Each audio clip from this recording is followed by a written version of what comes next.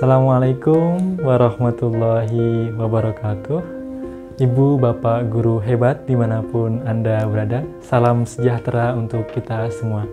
Bertemu lagi dengan saya, Henry Sujatmiko. Melalui video ini, saya akan berbagi tentang informasi yang sedang hangat dalam dunia pendidikan, yaitu AKM atau Asesmen Kompetensi Minimum, dalam bingkai asesmen nasional tentunya. Dalam video ini saya akan berbagi informasi tentang latar belakangnya, tentang pentingnya, tentang tujuan dan manfaat dari asesmen nasional, lalu perbandingan asesmen nasional dengan ujian nasional, lalu teknis pelaksanaannya, dan juga butir soal dengan contoh-contohnya. Ibu, Bapak, Guru hebat dimanapun Anda berada, langsung saja kita mulai pembahasannya, dimulai dari latar belakang. Asesmen Kompetensi Minimum atau AKM dalam bingkai asesmen nasional. Kita mulai dari latar belakang. Hasil PISA membuktikan kemampuan belajar siswa pada pendidikan dasar dan menengah kurang memadai. Pada tahun 2018, sekitar 70% siswa memiliki kompetensi literasi membaca di bawah minimum. Sama halnya dengan keterampilan matematika dan sains, 71% siswa berada di bawah kompetensi minimum untuk matematika dan 60% siswa di bawah kompetensi minimum untuk keterampilan sains. Skor PISA Indonesia stagnan dalam 10-15 tahun terakhir. Menanggapi kondisi tersebut, reformasi asesmen diperlukan guna mendorong peningkatan kualitas pembelajaran. Kita simak sejenak apa pesan dari Pak Menteri Nadiem Makarim. Untuk itu Kemendikbud mengeluarkan kebijakan asesmen nasional yang dirancang tidak hanya sebagai pengganti ujian nasional dan ujian sekolah berstandar nasional, tetapi sebagai penanda perubahan paradigma tentang evaluasi pendidikan. Perubahan mendasar asesmen nasional adalah tidak lagi mengevaluasi capaian murid secara individu, akan tetapi mengevaluasi dan memetakan sistem pendidikan berupa input, proses, dan hasil.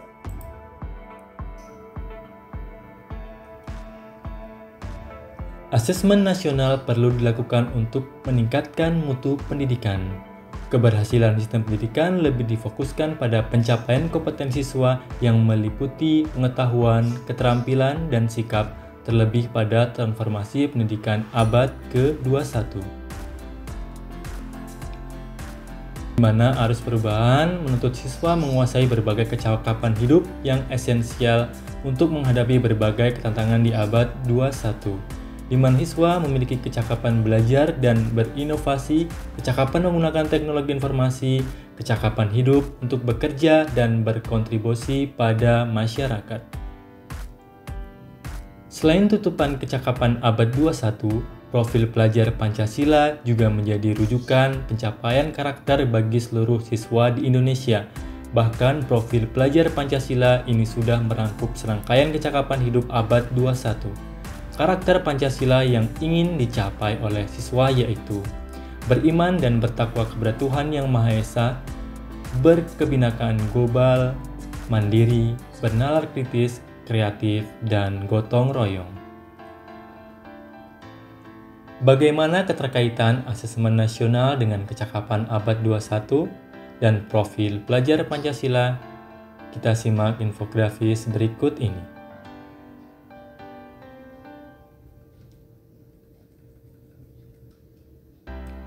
Apa yang sudah Anda ketahui tentang asesmen nasional?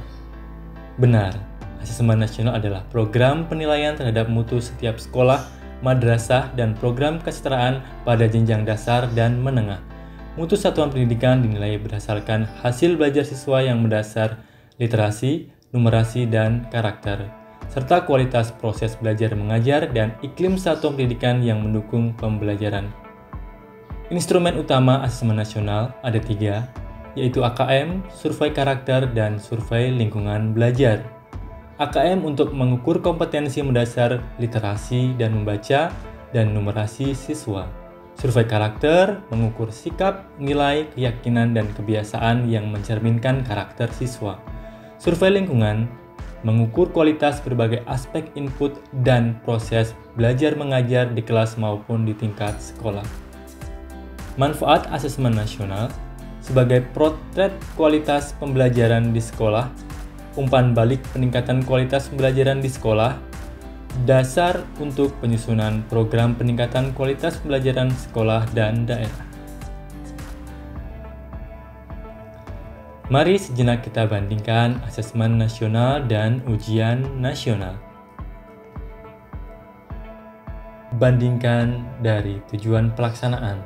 Asesmen nasional bertujuan untuk mengevaluasi mutu terkait sistem satuan pendidikan, sedangkan UN untuk mengevaluasi capaian hasil belajar murid secara individu. Jenjang penilaian untuk asesmen nasional dari SD, SMP, hingga SMA. Untuk UN, SMP, dan SMA sederajat. Level siswa untuk asesmen nasional kelas 5, 8, dan kelas 11. Sedangkan UN tingkat akhir pada tiap jenjang. Subjek siswa untuk AN, siswa dipilih secara acak untuk mengikuti AN. Sedangkan UN, terus semua siswa mengikuti UN.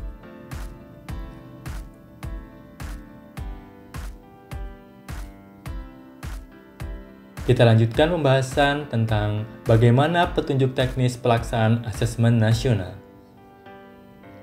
Macam instrumen, ada 3 instrumen penilaian, yaitu AKM, survei karakter, dan survei lingkungan belajar.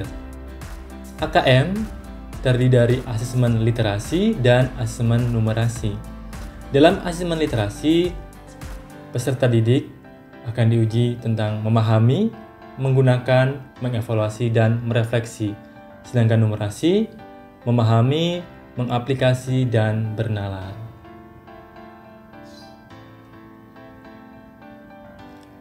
Perangkat berbasis komputer dan bersifat adaptif.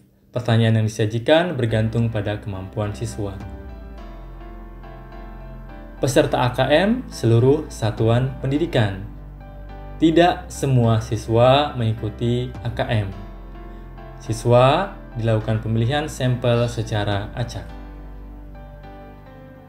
Jadwal pelaksanaan informasi yang pertama adalah Maret dan April, namun seiring berjalannya waktu terjadi perubahan kemungkinan pada Oktober dan September. Di mana pelaksanaan dilakukan dalam 2 hari, hari pertama dan hari kedua. Berikut pembagian hari pertama dan hari kedua sesuai jenjang masing-masing. Kriteria peserta AN seluruh satuan pendidikan. Tidak semua murid mengikuti AN. Pemilihan sampel secara acak diambil dari kelas 5, 8, dan 11. Setiap peserta mengerjakan tes literasi membaca, tes literasi numerasi, survei karakter, dan survei lingkungan belajar. Bentuk soal, ada 5 macam bentuk soal: pilihan ganda kompleks, menjodohkan, isian singkat, dan bentuk soal uraian. Komponen AKM literasi membaca, dari konten, berupa teks informasi dan teks visi, proses kognitif, menemukan informasi, interpretasi dan integrasi, evaluasi dan refleksi, dari konteks dengan personal, sosial budaya, dan saintifik. Komponen soal AKM numerasi. Konten berupa bilangan, pengukuran dan geometri, data dan ketidakpastian, lalu aljabar. Proses kognitif berupa pemahaman, penerapan, dan penalaran. Konteks, personal, sosial budaya, dan saintifik. Mengenai contoh-contoh AKM, Bapak dan Ibu bisa melihat pada pusmenjar.kemdikbud.go.id. AKM disusun berdasarkan indikator-indikator kompetensi yang membentuk lintasan kompetensi hasil belajar yang bersifat kontinu. Oke, dalam Pusmenjar, Bapak Ibu bisa menggali lebih jauh tentang AKM. dan juga level pembelajaran AKM. Bapak Ibu guru hebat, berikut contoh soal AKM literasi untuk kelas 5 SD, di mana disajikan sebuah naskah lalu disajikan 3 soal berupa pilihan dan diminta untuk mencermati.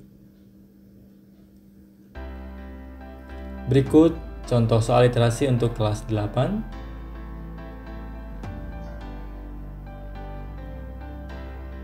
Siswa diminta untuk menceklis, lalu ada pilihan lebih dari 1, dan juga ada pilihan ya tidak, namun juga diminta untuk memberi alasan. Berikut contoh soal numerasi untuk kelas 5. Lalu terakhir adalah contoh soal numerasi untuk kelas 8. Pilihan jawaban benar salah, ya tidak, dan memberi alasan.